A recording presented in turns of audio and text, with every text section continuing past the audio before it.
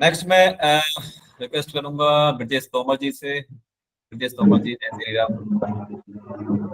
जय श्री राम सभी बंधुओं को। जी, यहाँ पे मेरे थोड़े से विचार अलग हैं।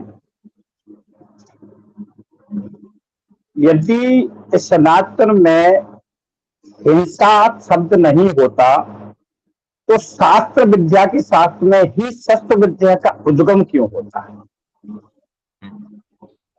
अहिंसा तब तक हम अहिंसावादी हैं जब तक नीच प्रवृत्ति के जानवर,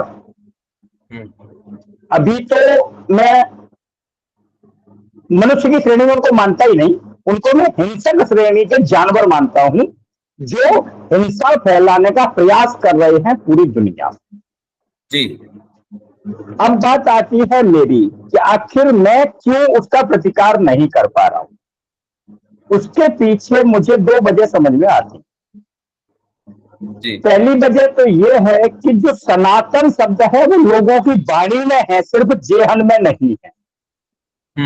जब तक आप हार्टली किसी से प्रेम नहीं करेंगे तब तक आप उसके बचाव में शस्त्र नहीं उठा पाएंगे। बिल्कुल। लोगों की वाणी में सनातन है, लोगों के जेहन में सनातन उतारने की आवश्यकता है, लोगों के जेहन में सनातन नहीं है। करेक्ट।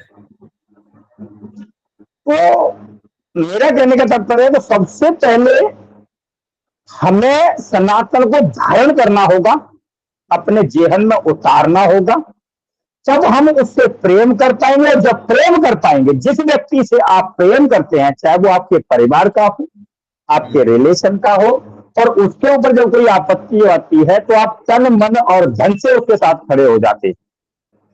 इसी तरीके से जब तक सनातन से हम प्रेम नहीं करेंगे तब तक हम उसके बचाव में ना तो शस्त्र उठा पाएंगे और ना ही वाणी से उसका सहयोग कर पाएंगे। मेरा अपना मत यह है कि यदि मेरे शास्त्रों ने सिर्फ अहिंसा सिखाई होती तो दुनिया का अब तक के इतिहास का सबसे बड़ा युद्ध महाभारत ना हुआ होता। जो कृष्ण के सामने हुआ, जो स्वयं परब्रह्म परमात्मा है, क्या वो हिंसा चाहते थे इसलिए वो युद्ध कराया? नहीं।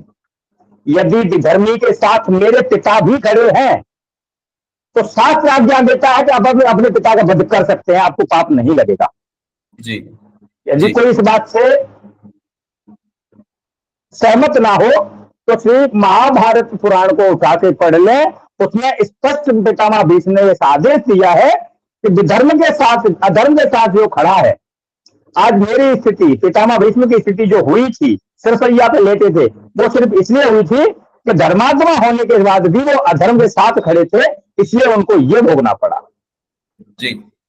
तो इनका ये स्पष्ट आदेश है कि जब भी धर्म के साथ मेरा भाई ही क्यों ना खड़ा हो, कौन होता है नेता कांग्रेस का मैं तो नहीं जानता किसी भी पार्टी के नेता को, लेकिन मैं ये जानता हूं कि मेरा अपना भाई अगर अधर्मी है तो मुझे पहले प्यार से उसे समझा के धर्म में लाना है। यदि नहीं समझता है तो मुझे अगर उसका वध करना पड़ता है तो चलेगा, क्योंकि वध करने से एक व्यक्ति का वध होगा और ना वध करने से पूरे धर्म का वध हो जाएगा। जी। बस इतना ही मैं कहना चाहूंगा कि जिन लोगों की वाणी का सनातन है, मैं उनसे प्रार्थना करूंगा करबद्ध कि उस वाणी से उस सनातन को अपने जेहन में उतारें, तभी उसके प्रति प्रेम जागृत होगा और तभी आप सत्य उठाने के काबिल हो पाएंगे। जी, इतना ही कहूंगा। जय श्री राम। धन्यवाद ब्रजेश जी, आपने काफी अच्छे विचार रखे और काफी सुलझे हुए विचार रखे और काफी आपने अहिंसा और हिंसा को अच्छे से परिभाषित किया, बहुत चुनिंदा और कम शब्दों में। धन्यवाद।